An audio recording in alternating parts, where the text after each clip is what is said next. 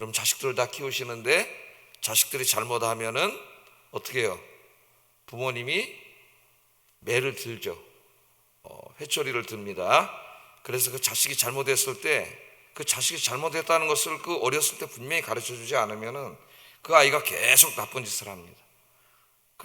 내 자식이 잘못한 것을 내가 봐주고 못 본 척 해주고 편들어주고 그게 자식을 사랑하는 게 아니에요.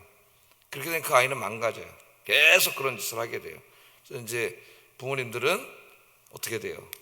그 잘못을 이야기해주고 손바닥을 때리든지 종아리를 때리든지 현명한 부모들이 그렇게 자식을 가르쳐 왔어요. 화난다고 막 그냥 손찌검을 하는 것은 폭력이에요. 그렇게 하면 안 되죠. 부모. 네가 잘못한 것을 이야기해주고 거기에 대해서 상응하는 대가를 치르게 하고, 이 부모님들도 그렇게 합니다.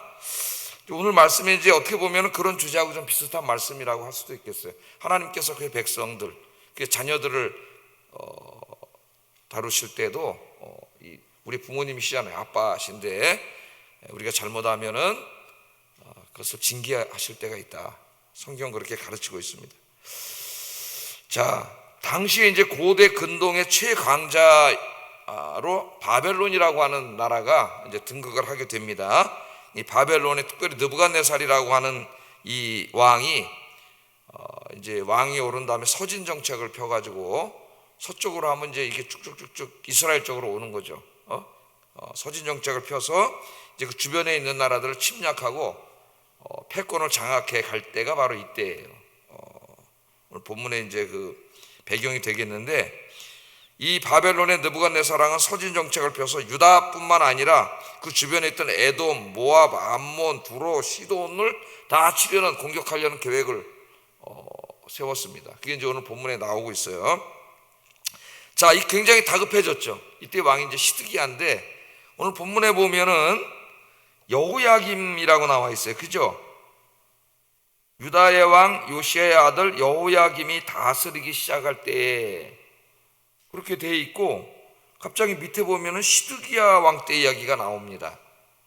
아마 이제 요새는 이쪽엔 또 영어 성경을 가지고 있는 분들이 성경을 읽는 분들이 있는데 그 NIV 영어 성경이 주로 이제 한글하고 같이 돼 있는데 그 옆에 NIV 성경에 보면은 시드기야로 돼 있어요. 여기는 우리 한글 성경이 여호야김으로 돼 있고, 또 많은 한글 성경에 공동 번역이나 표준세 번역에 시드기야로 돼 있어요. 예? 또 영어 성경에도 킹 제임스 버전에는 여호야김으로 돼 있어요. 근데 오늘 본문을 읽어보면은 이 내용은 시드기야 때 있었던 일이에요. 그 밑에 바로 시드기야 왕이 나오니까. 그러니까 이거 목사님 어떻게 된 거죠? 물론 이제 우리말 요 성경만 읽으면 뭐 그런 문제가 안 생기겠습니다만은 좀 성경을 핸드폰 가지고 비교해서 읽는 친구도 읽으면은 이거 시드기야라고 되어 있는데 이건 여호야김으로 되어 있고 어떻게 된 겁니까? 이렇게 당황할 수가 있는데 이제 이게 그 사본의 문제입니다, 여러분. 사본의 문제. 그러니까 예레미야서라고 하는 그 원본이 있겠죠, 원본. 하나님이 예레미야에게 주신 말씀, 예레미야가 영감을 받아서 직접 성령의 감동으로 쓴 예레미야서의 원본. 그런데 그 원본은 존재하지 않아요. 원본은. 근데 그 다음부터 이제 그 하나님 말씀을 보존하기 위해서 그 서기관이라고 하는 사람들이 있어가지고 이 하나님의 원본을 필사 손으로 쓰는 거예요. 지금같이 뭐 인쇄기술이 발달했으면 이런 이제 차이가 생기지 않을 텐데 손으로 쓰는 겁니다. 손으로 쓰다 보니까 인간의 실수가 거기 이제 작용하게 돼요.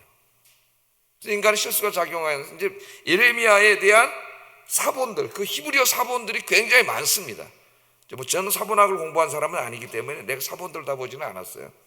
이제 사본학을 연구한 사람들의 결론에 의하면은 굉장히 많이 나오는데 상당수의 굉장히 많은 대다수의 사본들에는 여호야김으로 되어 있어요. 여호야김. 그러니까 우리말 성경은 그 대다수의 사본에 있는 여호야김을 따른 거예요. 또 요즘 학자들이 연구하는 히브리어 성경 슈투트가르트, 비브리아 슈투트가르트라는 히브리어 성경을 봐도 여호야김으로 되어 있어요. 그런데 이제 소수의 사본들에는 시드기야로 되어 있어요. 그러다 보니까 이제 이거 성경을 번역하는 사람들이 어느 게 하나님의 원본에 맞느냐, 여호야김으로 되어 있는 것은 중요한 대다수의 사본이에요. 근데 시드기야로 되어 있는 것은 소수의 사본이에요. 별로 중요하지 않은 소수의 사본이에요.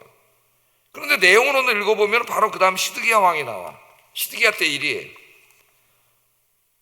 그래서 이 사본을 연구하다가 이제 그 대다수의 중요한 사본의 여호야김으로 돼 있기 때문에 그 히브리어 성경에도 여호야김으로 돼 있는 것이고, 영어 성경에는 이제 그 고전이라고 할 수 있는 킹 제임스 버전이라고 있습니다. 우리말 번역할 때 이제 많이 참조한 성경이에요. 영어 성경 그것도 여호야김으로 돼 있고 우리말 성경이 여호야김으로 돼 있어요. 그런데 이제 이거 말고 다른 번역본들을 보면 다 시드기야로 돼 있어요. 여러분이 많이 보면 영어 성경 NIV도 다 시드기야로 돼 있어요. 이거는 어떤 실수가 아니라 지금 제가 설명드렸듯이 원본이 없는 상태에서 두 개의 사본이 존재하고 있는 데서 발생한 문제라고 하는 그것을 아셔야 됩니다, 여러분들이. 그러니까 이제 우리말에는 이제 여호야김으로 써 있는 사본들을 택한 거예요. 그 사본들이 대다수의 사본이기 때문에 상당히 많은 사본이. 그래서 이제 여호야김 때라고 한다면은 어떻게 된 거예요? 여호야김 때부터 예레미야에게 이런 종류의 말씀들이 임했다 해놓고 여호야김 때 얘기를 한 게 아니라 15년, 이제 그 28장도 지금 같은 날 사건이거든요. 28장을 보면 이제 내일 공부하겠지만은 여기 시드기야 4년 때라고 정확히 나와요, 연도가. 그러니까 여호야김 때부터 이런 종류의 말씀이 예레미야에게 임했다. 그리고 여호야김 때를 다룬 게 아니라 15년 훨씬 앞질러서 시드기야 때를 다루고 있는 거다. 이렇게 해석을 하면 되겠습니다. 예? 근데 만약에 시드기야가 원본이라면은 자연스러워요. 모든 게 뭐 이런 설명할 필요도 없어요. 그래서 그런 인간의 한계에 하나님이 필사를 할 때 인간의 실수를 허용을 하셨어요. 그래서 한 사본에 몇백 개, 몇천 개 사본이 있는데 이 원본에 조금씩 다른 게 많습니다. 그래서 그 다른 것들을 다 연구해가지고 어느 게 원본이냐를 연구하는, 우리나라에 이제 그거 연구하는 사람은 없습니다. 총신의 이제 신현우 교수 정도가 그 마가복음, 뭐 원문복음 이런 걸 했는데 사본학을 하는 사람은 없어요. 근데 이제 유럽에는 그 사본, 그 수천 개, 수백 개의 사본 보면 다르거든.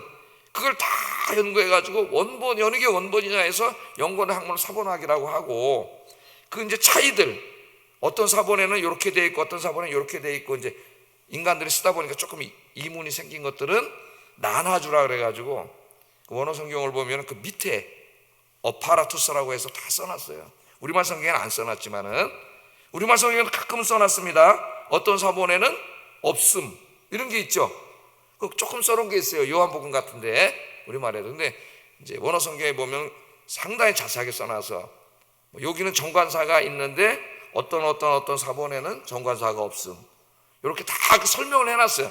근데 우리말 성경도 이렇게 해놓으면 좋은데 이때 해놓지는 않았습니다. 우리말 성경 그런 건 나눠주는 다 빼버렸어요. 근데 뭐 오늘 이게 여호야김이든 시드기야든 오늘 전체 내용에 전혀 영향을 미치지 않습니다. 하여튼 이 설교가 이루어진 것은 시드기야 왕 때다. 시드기야 왕 때다. 그 밑에 바로 시드기야 왕 때라고 나오니까 똑똑하게 성경을 읽는 분들을 위해서 당황하지 말라고 제가 이렇게 말씀을 드렸습니다. 자, 그래서 이제 바벨론이 쳐들어오는 거예요. 이제 그럼 지금 그 유다만이 아니라 지금 제가 말한 에돔, 암몬, 모압, 시돈, 두로 다 위기에 처해 있으니까 오늘 말씀해 보면은 이 유다 왕 시드기야가 사신들을 보내가지고 그 각 나라의 사신들을 다 모았어요. 예루살렘에 모아서 오늘 성경에 보면은 회의를 하는 장면이 나오고, 그 회의를 하는 곳에 하나님이 예레미야를 보내는 거죠. 그 왜 회의를 했겠어요? 저 막강한 바벨론이 쳐들어오니까 두렵잖아요. 혼자는 못 이기니까 우리가 힘을 합쳐가지고 연합군을 만들어서 싸우자. 그걸 이제 논의하기 위해서 모인 그 자리에 하나님이 예레미야를 보내가지고 바벨론에게 항복하라고 말하는 거예요. 항복하라고. 하나님의 말씀이 아니라면은 그 이상한 거죠. 적군이 쳐들어오는데 항복하라 그러니까. 근데 중요한 게 하나님의 말씀이라는 게 하나님 뜻이고, 오늘 예레미야가 그것을 전하게 됩니다. 그러나 이제 우리가 예레미야서를 다 읽고 역사서를 읽어서 알지만 시드기야는 결국 예레미야를 통해 주어진 하나님 말씀 듣지 않고 바벨론하고 결사항전을 하게 되죠. 그래서 이제 예레미야 제일 끝장에 가게 되면은 무려 18개월 동안 포위를 하게 되고, 포위를 당해서 끔찍한 일이 벌어져요. 하나님 오늘 하지 말라 그랬어요. 그렇게 되면 그런 끔찍한 일이 벌어지고 수많은 사람이 죽는다. 하나님은 그걸 계획하지는 않았기 때문에 하나님의 뜻은 항복하게 하는 거예요. 그 하나님이 왜 그렇게 했느냐? 오늘 이제 제가 먼저 서론적으로 말씀을 드리면은 하나님은 이미 계속 얘기했잖아요. 회개하고 돌아오라고. 근데 끝까지 죄를 짓기 때문에 하나님의 이제 형량이 정해졌어요.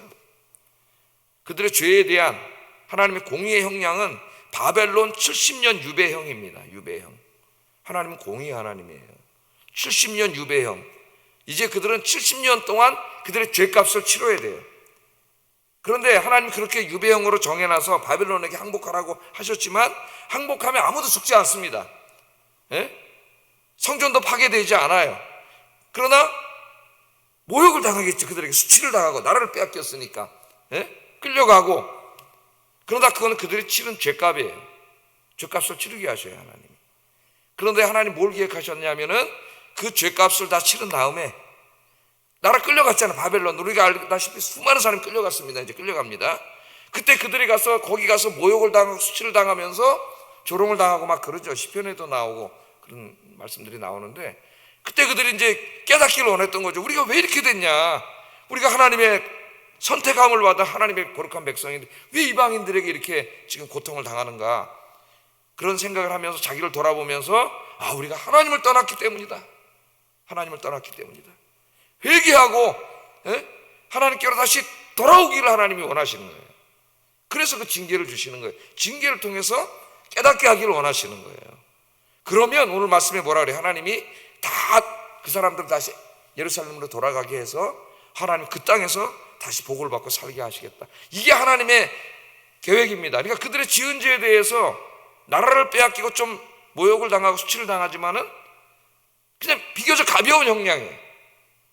근데 만일 이 하나님의 매를 맞지 않고 하나님 뜻을 거스리고 바벨론하고 결사항전을 하려고 좀 모였잖아요. 하면은 이제는 그 원래 받기로 한 형량보다 더 끔찍한 죄가 커져가지고 끔찍한 형량을 받게 된다는 것이 오늘 전체의 말씀입니다. 그런데 거짓 선지자들이 딱 나타나가지고 이제 거짓 선지자의 대표가 내일 나옵니다. 하나냐라는 사람이 오늘은 이제 전체적으로 나오는데 거짓 선지자들이 나타나서 절대 그런 일 없습니다 하는 거죠. 절대 그런 일 없습니다. 왜냐하면 하나님이 지켜주십니다. 하나님의 뜻은 결사항전하는 겁니다. 얼마나 멋있어요. 사람들이 얼마나 좋아하겠어요. 이 말을. 애국자고 민족주의자고. 문제는 그들의 말이 하나님의 뜻이 아니라는 거예요.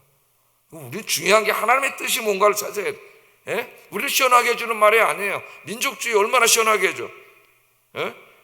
하나님 뜻이 아니에요. 하나님 뜻을 거스르는 얘기야. 그건 그들의 정치적인 신념일 뿐이에요. 예레미야를 하지 말라 그러죠. 오늘 이제 이 이야기가 주로 이루어져 있습니다. 그래서 결론 예레미야 메시지의 핵심은 뭐냐?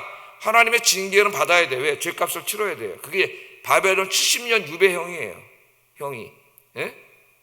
그거를 통해서 바벨론이 쳐들어오기 때문에 항복해야 됩니다. 항복하는 게 하나님. 그러면 죽지 않아요. 아무도. 나라만 뺏기지만. 그리고 그 70년 동안 회개하고 하나님께로 돌아오라는 거죠. 그럼 하나님이 죄를 용서해 주시고 회복시켜 주시겠다. 이게 하나님의 계획입니다. 어떻게 보면 인간이 볼 때는 좀 이상스러울 수도 있어요. 그러나 하나님의 계획이에요. 그런데 거짓 선지자들은 뭐예요? 하나님의 징계 없다. 결사항전하자. 하나님이 도와주셔서 이긴다. 가만히 들어보면 밑에 게 훨씬 더 신앙적인 것 같고 어떻게 보면은 믿음 있는 것 같고 그렇게 보입니다. 중요한 건 하나님이 그런 말씀을 하신 적이 없다는 거예요. 오늘 이게 전체 내용이에요. 제가 내용이 좀 복잡하기 때문에 먼저 전체 내용을 말씀드리고 세부적인 걸 빨리 한번 살펴보겠습니다.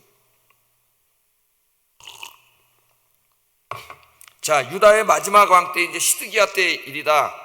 그렇게 이야기를 하고 저 왕의 저 순서는 외워두시라 그랬죠. 요시야, 여호와서, 여호야김, 시드기야. 시드기야 4년이라 그랬어요. 4년. 그러니까 나라가 망하기 한 7년 전에 있었던 일입니다. 7년 전.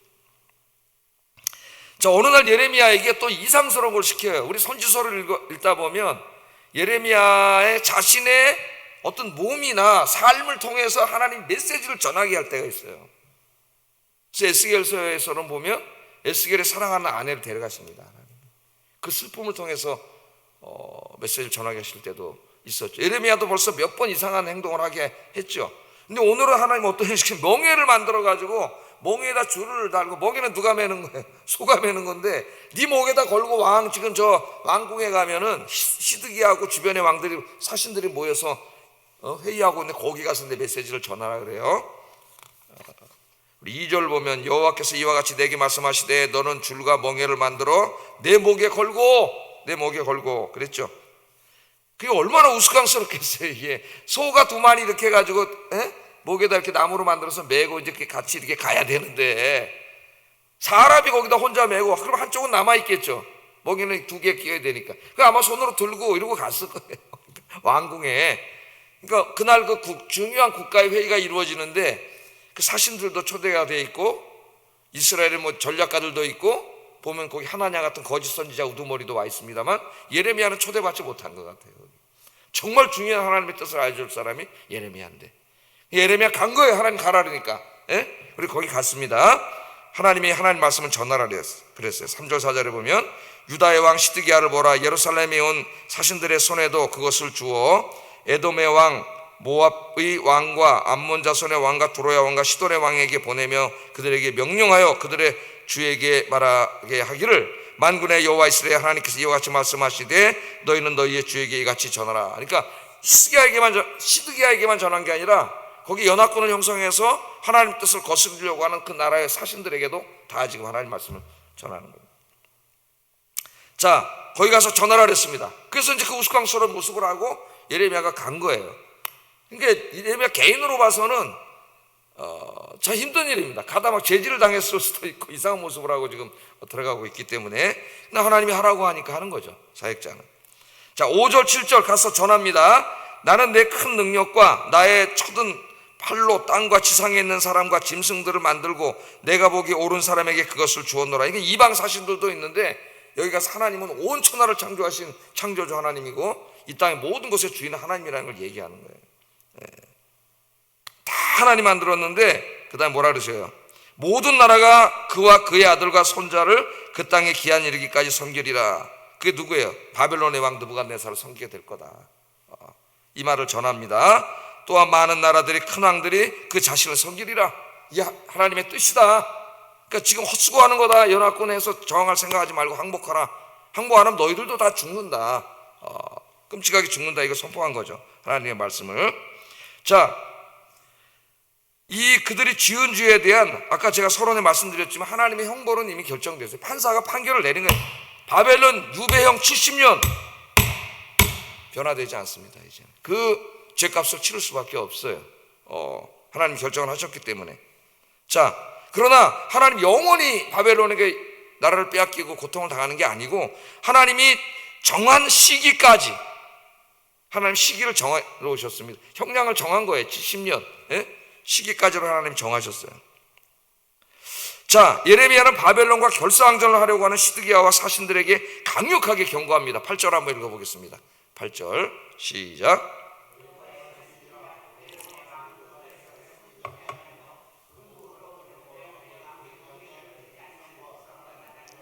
내가 그들이 멸망하기까지 칼과 기근과 전염병으로 민족을 벌하리라. 이 하나님의 뜻은 이미 결정됐기 때문에 항복하면 전쟁을 하지 않기 때문에 많은 사람의 생명과 목숨과 재산을 보존할 수 있다. 하나님은 그 정도 가벼운 형을 지금 내렸으니까, 그 하나님 뜻을 거스르면 군대가 쳐들어와서 전쟁을 하게 하면 이제 끔찍하게 죽는 일이 벌어지니까 이거 이제 그렇게 하지 말라. 하나님 뜻을 거스르지 말라. 이렇게 얘기하는 겁니다. 자, 왕에게 12절 13절을 보면 내가 이 모든 말씀대로 유다의 왕 시드기야에게 전하여 이르되 왕과 백성은 바벨론 왕의 멍에를 목에 메고 그와 그의 백성을 섬기라. 그러니까 어떻게 보면 매국노죠. 민족주의자들에게 보면 이런 매국노 당장 죽여라. 돌멩이 때려 죽였을 거예요 아마. 매국노예요. 그렇게 보입니다. 그와 백성을 섬기소서. 그리하면 사실이라. 어찌하여 당신과 당신의 백성이 여호와께서 바벨론의 왕을 섬기지 아니하는 나라에 대하여 하신 말씀과 같이 칼과 기근과 전염병에 죽으려고 합니까?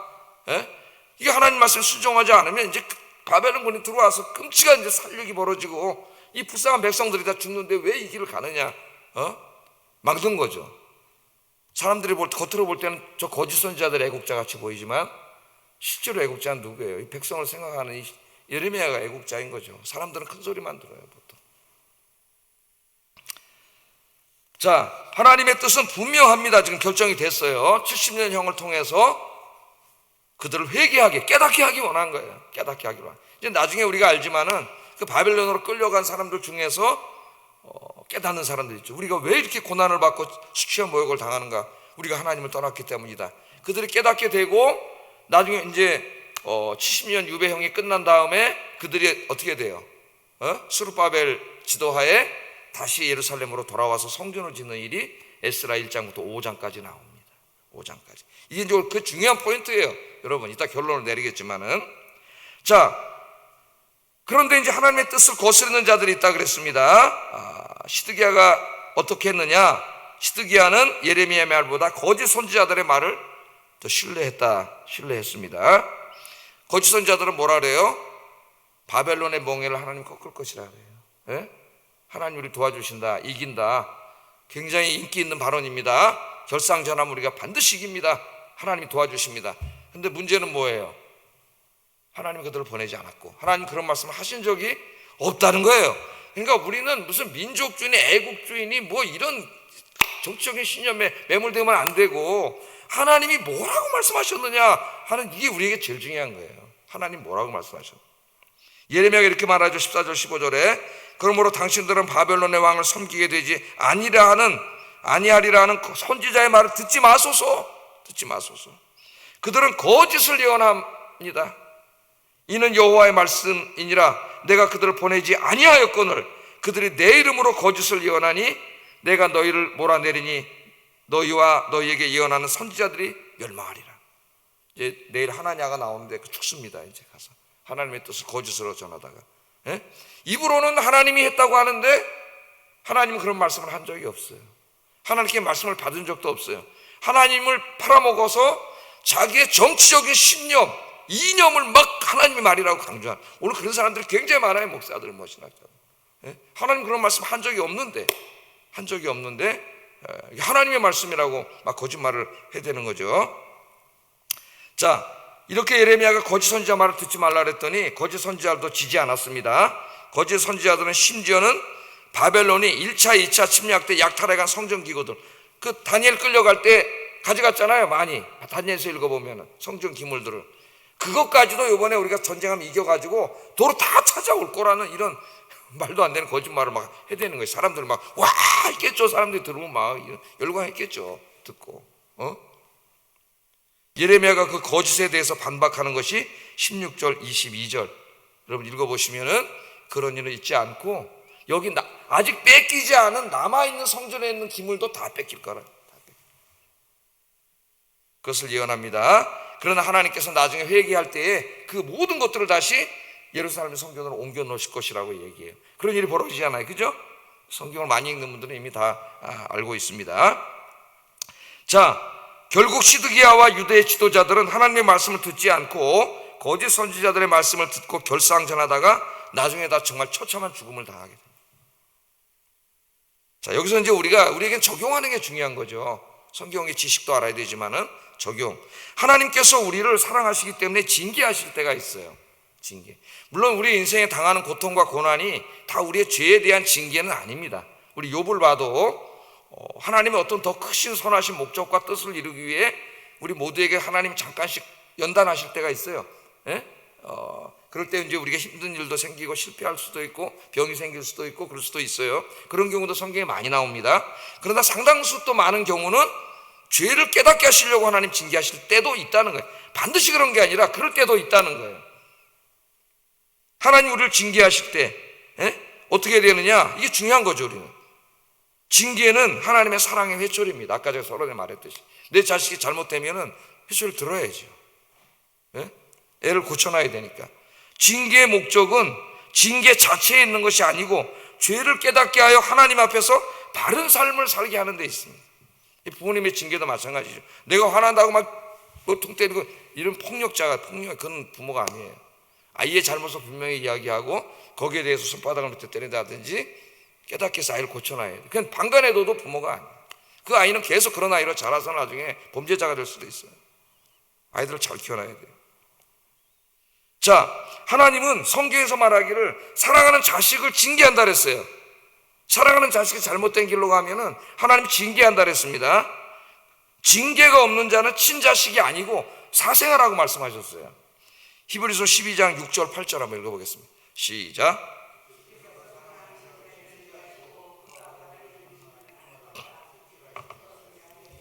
너희가 참음은 징계를 받기 위함이라 하나님이 아들과 같이 너희를 대우하시나니 어찌 아버지가 징계하지 않는 아들이 있으리요. 징계는 다 받는 것이거늘 너희에게 없으면 사생자요 친아들이 아니라. 유대인들은 그런다 그랬죠. 저 아이가 저 아이의 친아버지인지 아니면 가짜 아버지인지를 구분하는 제일 좋은 방법은 저 아이가 잘못했을 때 징계하느냐 안 하느냐를 보면 안다는 거예요. 친아버지는 반드시 징계하지만 의붓 아버지는 징계하지 않는다. 얼마나 현명한 사람들이에요. 그 사람들의 이 교육이. 매는 아픕니다. 매는 아픈 것이에요.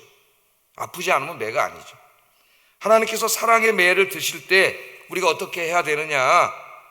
어떤 사람은 자기가 지은 죄를 회개하고 반성하기보다는 오히려 하나님을 원망하고 불평하는 사람들이 있어요. 하나님 나한테 왜 이러냐 그러면서 막 불평. 어리석은 자예요, 어리석은 자.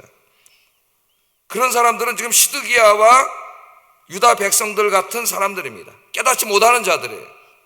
자기가 죄 지은 거 깨닫지 못하고 그렇게 되는 거죠. 깨닫지 못하면 그 징계가 더 심해지는 거예요. 하나님께서 사랑의 매를 드실 때 깨달아야 됩니다. 감사하세요, 감사하세요. 하나님이 나를 사랑하는 친자식으로 여겨주시는구나. 감사하셔야 돼요. 그리고 중요한 건 뭐예요? 징계의 목적은 우리를 변화시키는 데 있는 거예요. 자신을 돌아봐야 됩니다. 자신의 죄를 깨닫고 철저하게 회개하고 하나님께로 돌아와야 돼요. 하나님이 나의 이 아픔과 나의 실패를 통해서 나 자신을 돌아보게 하시는구나. 하나님 앞에 무릎 꿇고 기도하고 자신을 성찰하는 거죠. 저도 많이 그럽니다. 그러면 내가 하나님 앞에 부끄러운 모습이 보여져요. 하나님 원하시는 것은 그것을 회개하고 하나님의 바른 사람으로 서기를 원하는 거예요. 왜? 사랑하시기 때문에. 내가 바른 사람으로 서면은 하나님이 더 큰 복을 주시려고. 그게 하나님의 마음인데 이 사람들이 이걸 모르고 있는 거예요. 지금 이걸 모르고 저항을 하고 있는 거예요. 하나님 우리 아빠 하나님이시고 우리를 사랑하시는 하나님이라는 거 잊지 마시고, 때로는 하나님이 사랑의 매를 드실 때 우리가 감사하고 자신을 돌아보고 하나님께로 돌아오는 것이 중요합니다. 늘 자신을 돌아보면서 하나님께로 가까이 가는 여러분 되시기를 주의 이름으로 축복합니다. 기도하겠습니다. 하나님께서 징계하실 때 불평하고 원망하지 않고 나를 친자식으로 여겨주시고 사랑하심에 감사하게 하소서.